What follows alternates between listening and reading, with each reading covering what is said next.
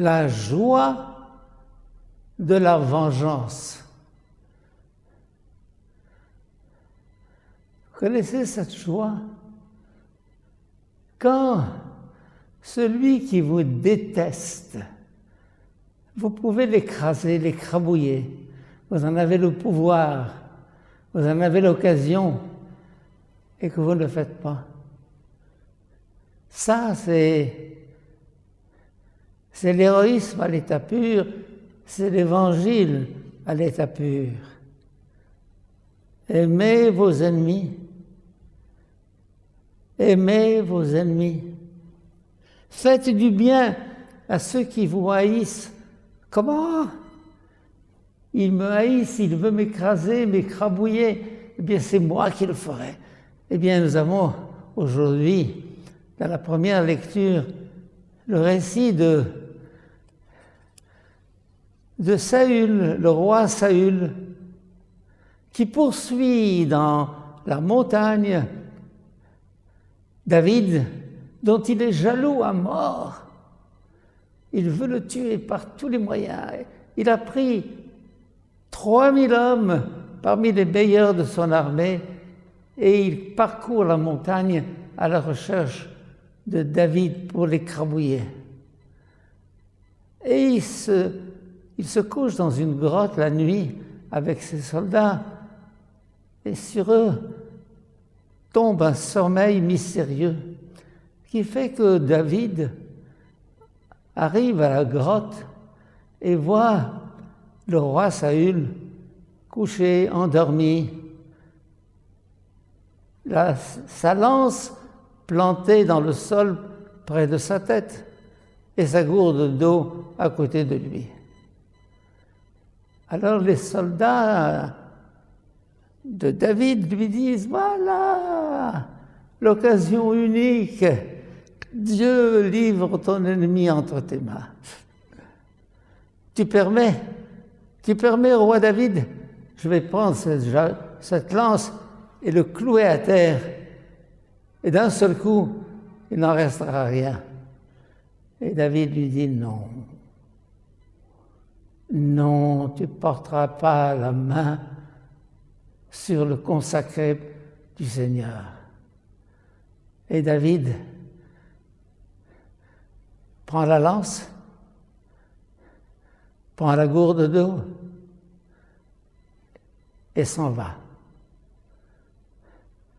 Saül se réveille avec sa troupe et il constate que sa lance n'est plus là, ni sa gourde d'eau.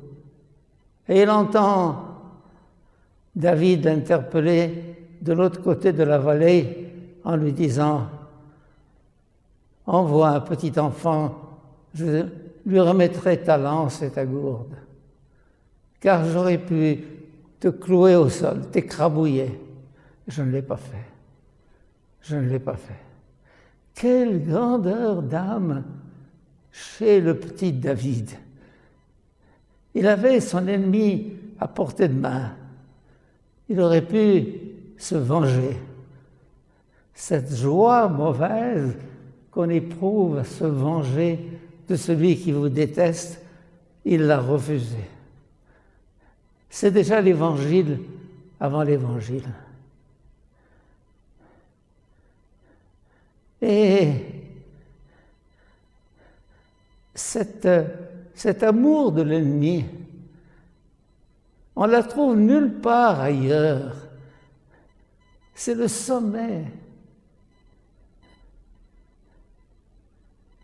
qui fait qu'un jour, un de nos employés de maison qui ne savait même pas lire et écrire, dans un autobus, a écouté une discussion entre deux personnes qui parlaient du pardon et de l'amour des ennemis. Et il s'est mêlé à la conversation et les gens de l'autobus tout entier ont participé à la discussion en disant « Mais comment peut-on aimer son ennemi? Comment peut-on aimer son ennemi ?» Il a témoigné justement de cette chose extraordinaire qu'on trouve dans l'Évangile et qui est unique, unique. Alors, mes chers amis, essayons de voir quelle est la personne que je déteste ou quelle est la personne qui me déteste. Figurez-vous-la, mettez-la devant vos yeux et dites-vous, je lui pardonne. Seigneur, je lui pardonne. Je lui souhaite du bien. Je ne veux pas que le mal l'atteigne. Seigneur, donne-moi un cœur assez pur pour être capable de vivre le pardon jusqu'au bout avec mon pire ennemi. Amen.